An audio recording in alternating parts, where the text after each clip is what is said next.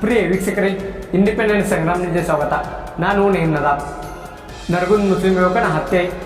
ಗದಗ ಜಿಲ್ಲಾ ನರಗುಂದ್ ಪಟ್ಟಣದಲ್ಲಿ ಕೋಮು ಗಲಭೆಯಲ್ಲಿ ಸಾವನ್ನಪ್ಪಿದ ಸಮೀರ್ ಸಾಪೂರ್.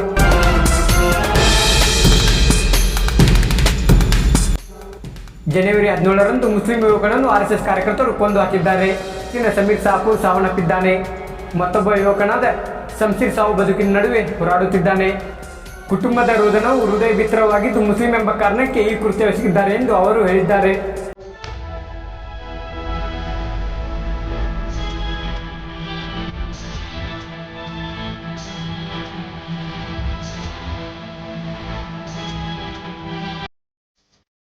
RSS ಕಾರ್ಯಕರ್ತನಾದ ಮಲ್ಲಿಕಾರ್ಜುನ್ ಹಿರೇಮಠ್ ಮತ್ತು ಕುಮಾರ್ ಸೇರಿದಂತೆ ಇನ್ನಿತರರು ಈ ಕೃತ್ಯ ಎಸಗಿದ್ದಾರೆ ಎಂದು ಸಂತ್ರಸ್ತರ ಕುಟುಂಬ ದೂರು ನೀಡಿದೆ. ಈ ಘಟನೆ ಬಗ್ಗೆ ನರಗುಂದ್ ಪೊಲೀಸ್ ಠಾಣೆಯಲ್ಲಿ FIR ದಾಖಲಾಗಿದೆ. ಮುಸ್ಲಿಮರ ವಿರುದ್ಧ ಪ್ರಚೋದನಾ ಕಾರ್ಯ ಭಾಷಣ ಕೂಡ ಮಾಡಲಾಗಿತ್ತು.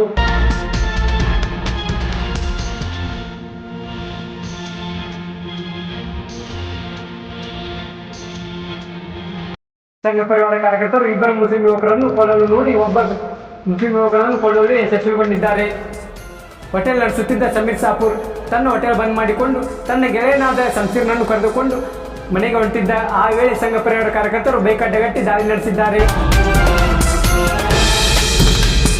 ಸಾವನ್ನಪ್ಪಿದ ಯುವಕನ ಕುಟುಂಬಕ್ಕೆ ಧಾರವಾಡ ಅಂಜುಮನ್ ಸಂಸ್ಥೆ ಮಾಜಿ ಅಧ್ಯಕ್ಷರಾದ ಇಸ್ಮಾಟ ಮಂಡಗಾರ್ ಮತ್ತು ಹಾಲಿ ಅಧ್ಯಕ್ಷರಾದ ಇಕ್ಬಾಲ್ ಜಮಾದಾರ್ ಹಾಗೂ ಧಾರವಾಡ ಮತ್ತು ಸವದತ್ತಿ ತಾಲೂಕಿನ ಜಮಾತಿನ ಎಲ್ಲ ಗುರು ಹಿರಿಯರು ಕೂಡಿಕೊಂಡು ಸಾವನ್ನಪ್ಪಿದ ಕುಟುಂಬಕ್ಕೆ 1,50,000 ರೂಪಾಯಿ ಮತ್ತು ಗಾಯಗೊಂಡ ವ್ಯಕ್ತಿಗೆ 50,000 ರೂಪಾಯಿಯನ್ನು ಸಹಾಯ ಮಾಡಿದ್ದಾರೆ.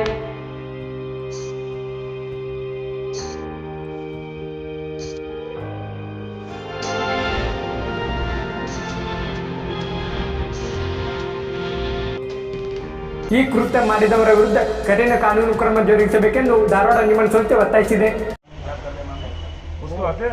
बेहतर दूर से आग बोले कानून की लड़ाई हमारे देश के संविधान के ऊपर हमारा विश्वास है.